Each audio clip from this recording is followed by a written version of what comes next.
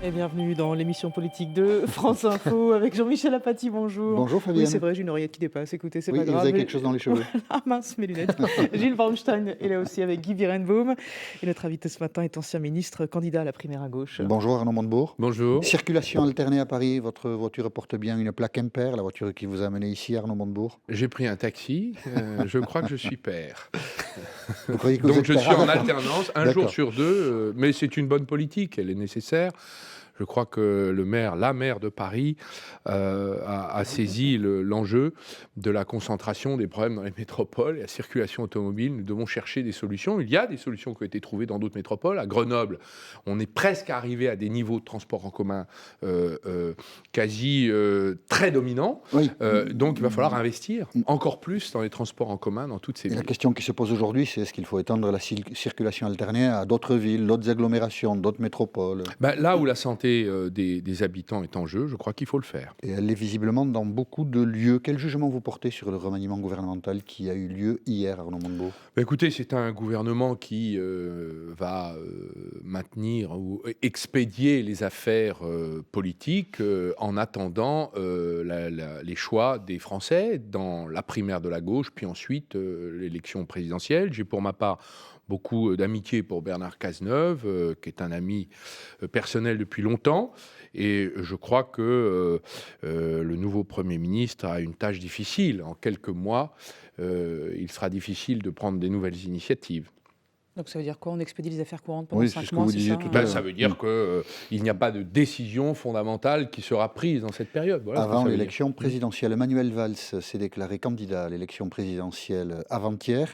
Il a reconnu que parfois, certains de ses propos ont pu pousser à la division, mais il l'a dit, c'est traditionnel à gauche. On écoute Manuel Valls, c'était lundi soir à Évry. J'ai pu avoir des mots durs, susciter des débats, des incompréhensions. C'est ça la gauche, c'est le débat, c'est la controverse. Ma candidature est celle de la conciliation, elle est celle de la réconciliation. Voilà, Manuel Valls, c'est ça la gauche, le débat. Manuel Valls, rassembleur à gauche. Je crois que la question pour la candidature de Manuel Valls, c'est celle des actes, et pas tellement des mots. Les mots, chacun en a. En revanche, les actes, ils marquent finalement un parcours. L'usage abusif du 49.3 est parfaitement incompatible avec le désir de refonder la démocratie et le système politique sur une base qui ne soit pas, j'allais dire, autoritaire. Pour ma part, je défends depuis 15 ans la naissance d'une république nouvelle avec des pouvoirs plus équilibrés et je propose la suppression, sauf en matière budgétaire, de l'article 49.3 qui permet à un gouvernement d'éviter de construire des compromis avec sa propre majorité. Lorsque il a fait la loi travail de Madame El Khomri, il a quand même eu à faire face à une absence, ou plutôt il a été l'auteur d'une absence de négociation totale avec les organisations syndicales et un débat parlementaire qui s'est arrêté à l'article 1, c'est-à-dire qu'on a laissé à la discussion dans la société aucune place. Ce sont là des actes qui, pour moi, sont contradictoires avec le discours qu'il a prononcé. C'est une des raisons pour lesquelles j'ai dit que Manuel Valls avait prononcé un discours d'opposant à sa propre politique.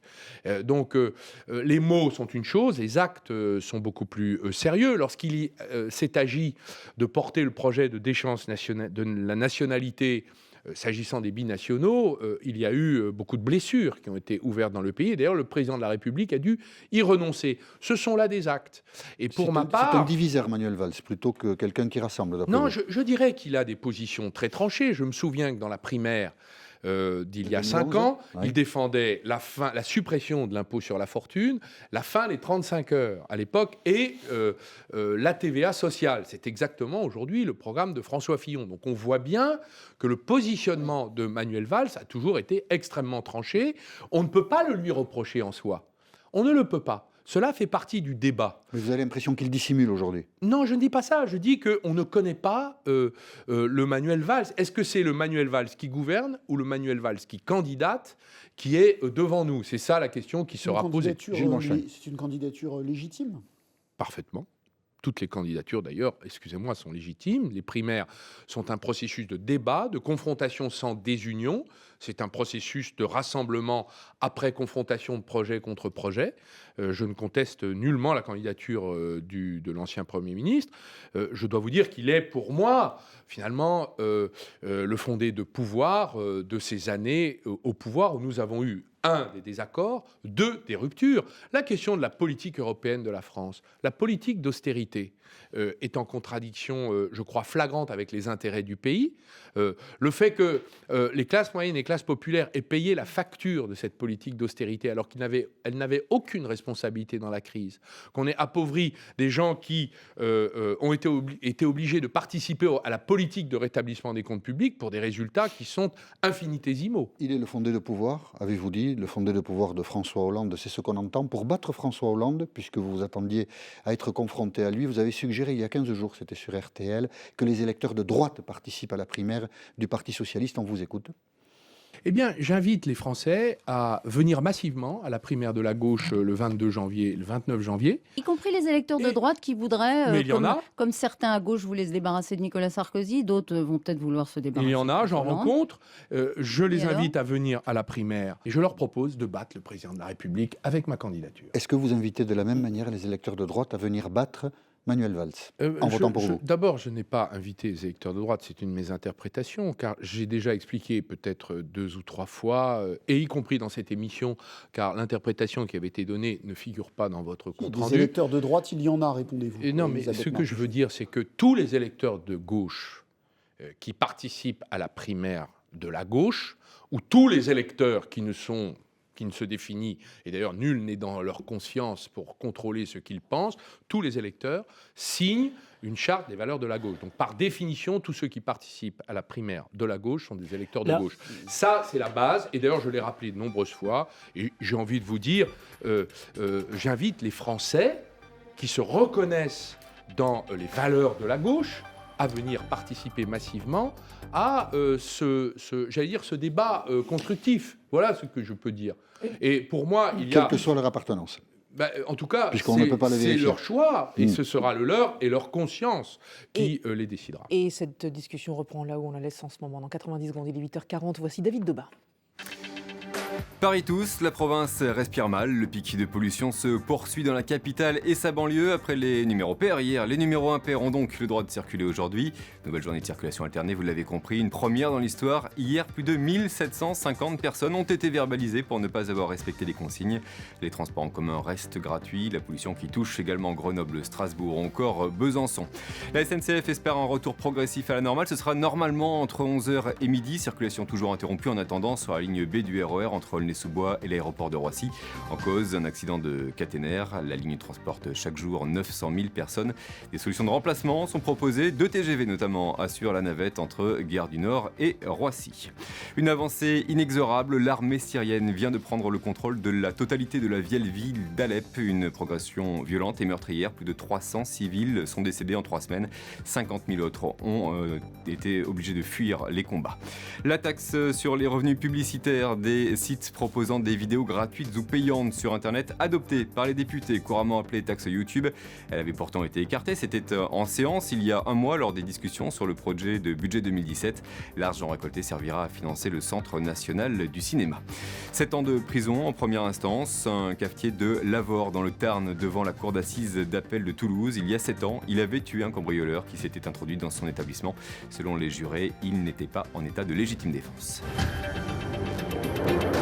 France Info. Et la suite de l'émission politique sur France Info, c'est Arnaud Montebourg qui est avec nous ce matin. Question Gilles Bernstein. Oui, ce qui frappe dans cette primaire, c'est la division de la gauche. Et en dépit des critiques que vous portez contre Manuel Valls, on a l'impression que vous n'arrivez pas à fédérer tous ceux qui critiquent le gouvernement et le président de la République. Comment vous l'expliquez ? D'abord, je fais une campagne de propositions. Donc j'aimerais pouvoir les présenter à ce micro. Car je ne peux pas passer ma vie à commenter d'abord des événements qui nous échappent à vous et à moi et des candidatures autres que celles que je présente. Donc je ne sais pas. Ce que je sais, c'est que la primaire est un processus de rassemblement. Qu'à l'issue de cette primaire, si la puissance de la participation est forte nous aurons un point d'appui ensuite pour nous tourner vers d'autres dirigeants politiques et faire en sorte d'ailleurs que nous construisions un programme commun de gouvernement pour tâcher d'être unis le plus possible et le plus largement possible en face de la candidature de M. François Fillon, Par la qui est le puissance de candidat participation. d'une droite radicale à la stratégie thatchérienne, ce qu'il assume parfaitement, et comme le disait d'ailleurs Alain Juppé, à la brutalité sociale, je cite, indéniable. Monsieur Montebourg, elles n'impriment pas les propositions pour le moment.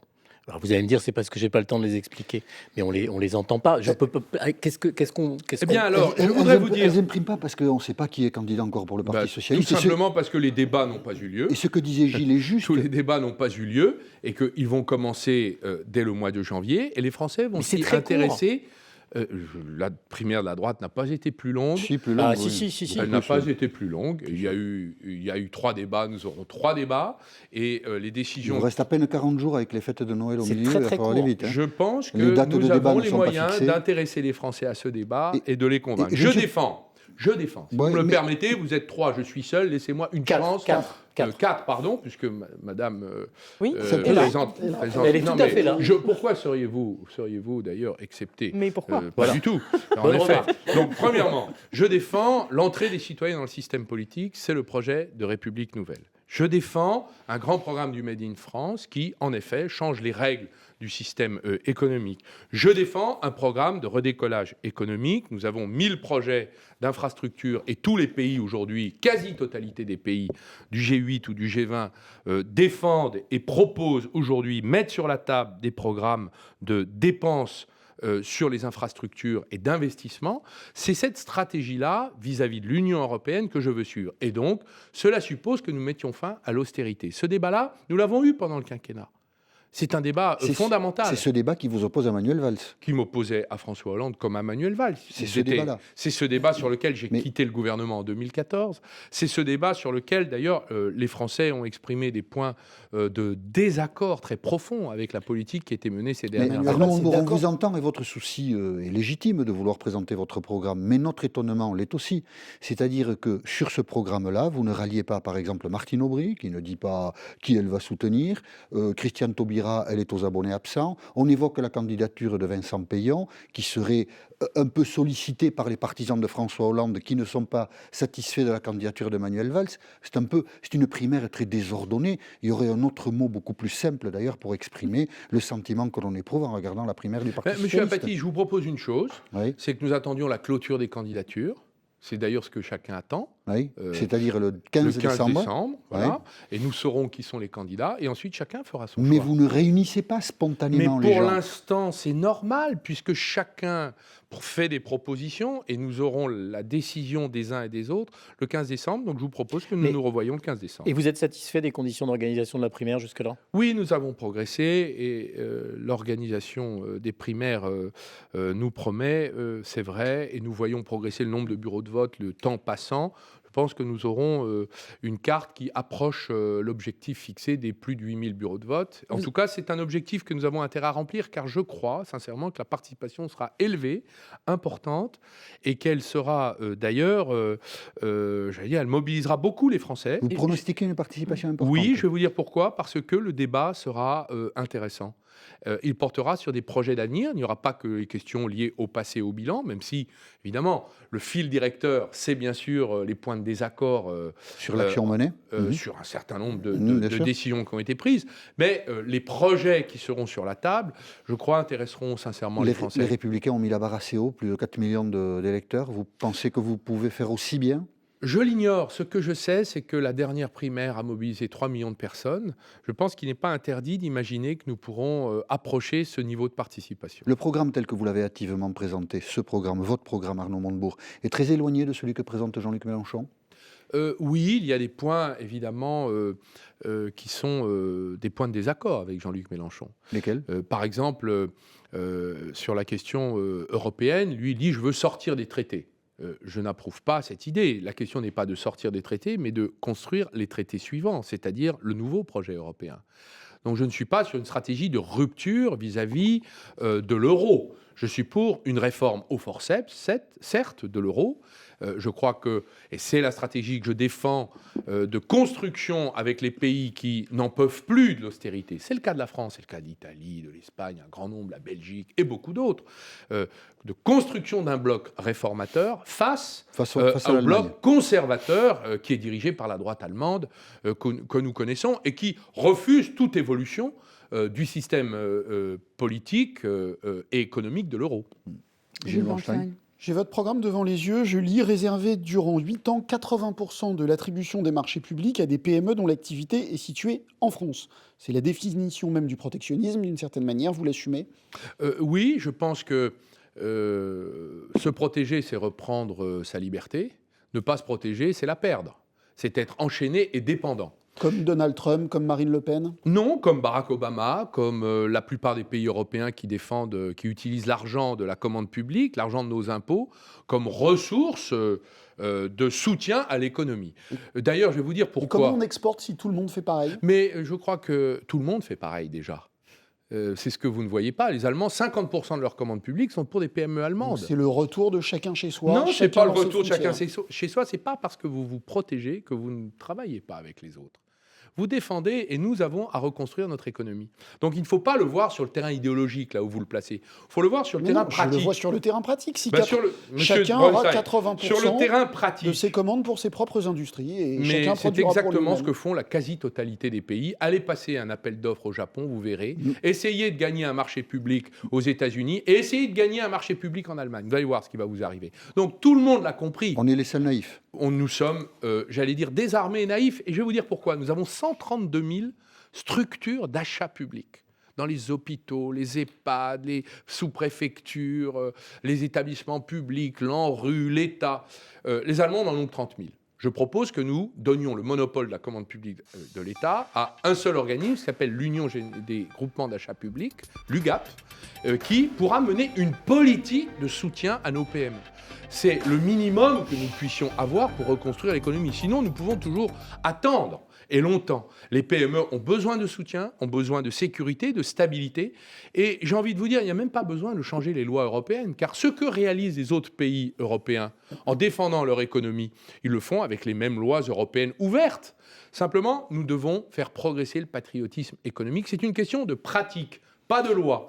Et c'est une des raisons pour lesquelles ce grand programme de Made in France est très populaire. Arnaud Montebourg, vous restez avec nous, il faut que je donne l'heure. Il est 8h50, voici David Doba. Stationnement résidentiel et transport en commun gratuit, ce sont deux des mesures prises pour tenter d'inciter les Parisiens à laisser leur voiture au garage. Ceux qui veulent absolument rouler devront le faire avec une plaque d'immatriculation impair. Pour la première fois, la circulation alternée est donc reconduite dans la capitale et sa banlieue. La pollution qui touche également Grenoble, Besançon ou encore Strasbourg. Peu d'améliorations prévues avant la fin de la semaine. Et sur les rails, situation compliquée sur la ligne B du RER entre Aulnay-sous-Bois et l'aéroport de Roissy.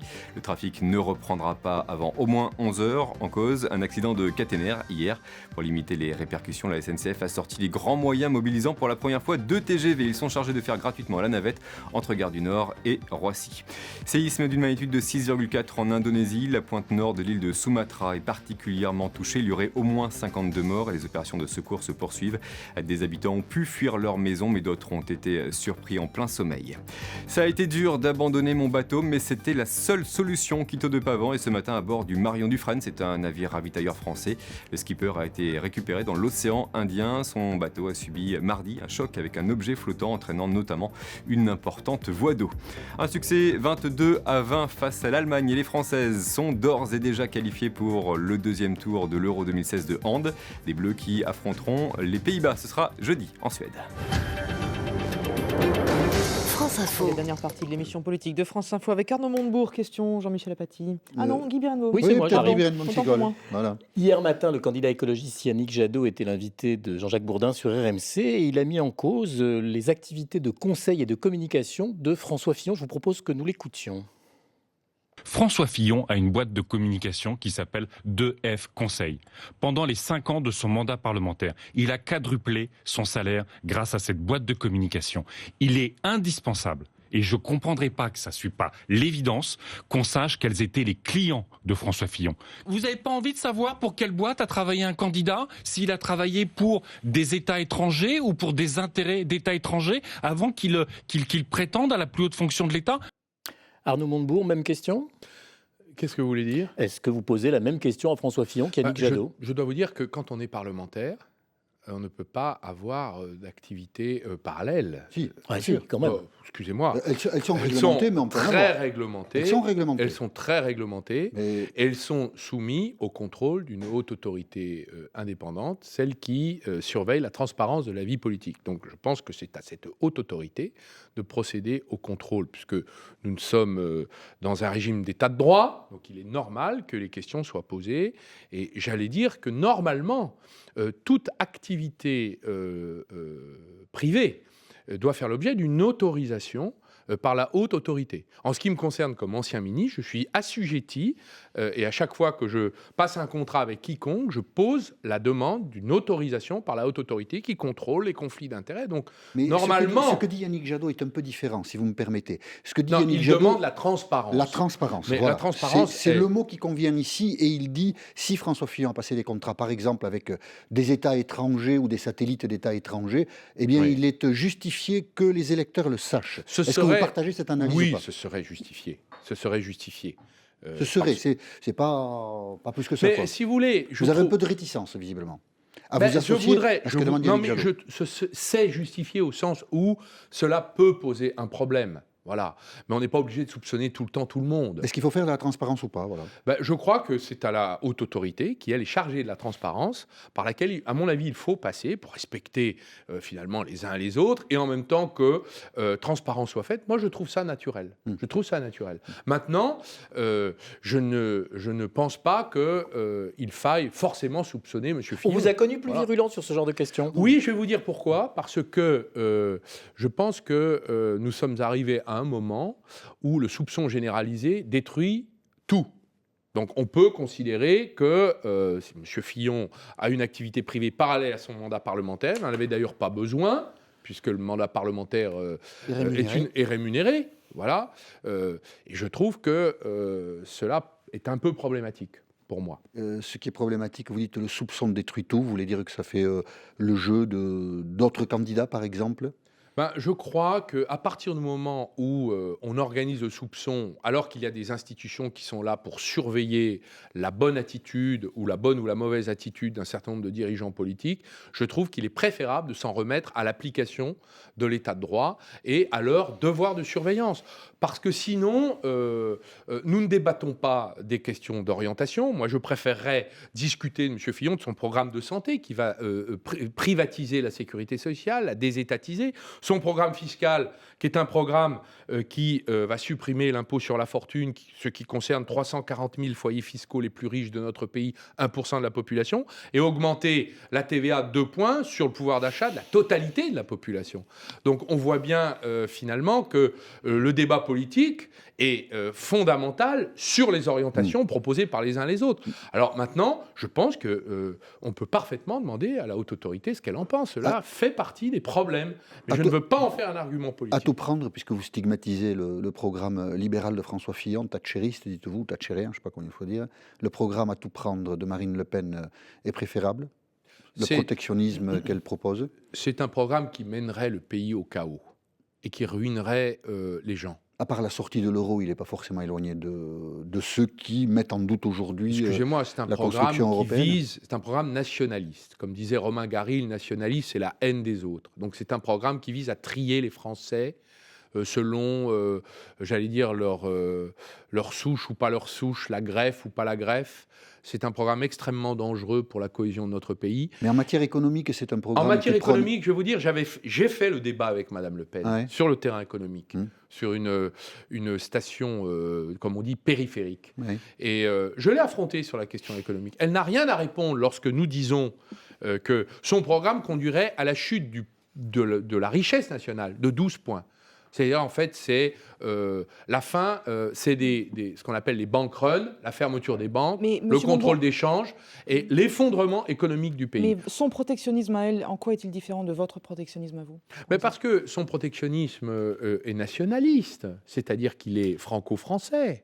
C'est Le pas propre du protectionnisme, de fermeture des frontières. C'est pas le propre du protectionnisme d'être nationaliste? Ben non, le propre du protectionnisme, c'est d'être intelligent, c'est-à-dire faire ce que tous les États ou toutes les nations font. C'est la réciprocité. L'Union européenne, par exemple, face à Donald Trump ou nos amis chinois qui décident de ne pas appliquer les accords contraignants moralement, on va dire, de la COP21 à Paris, faut-il les laisser faire? Moi, je propose une taxe carbone aux frontières européennes.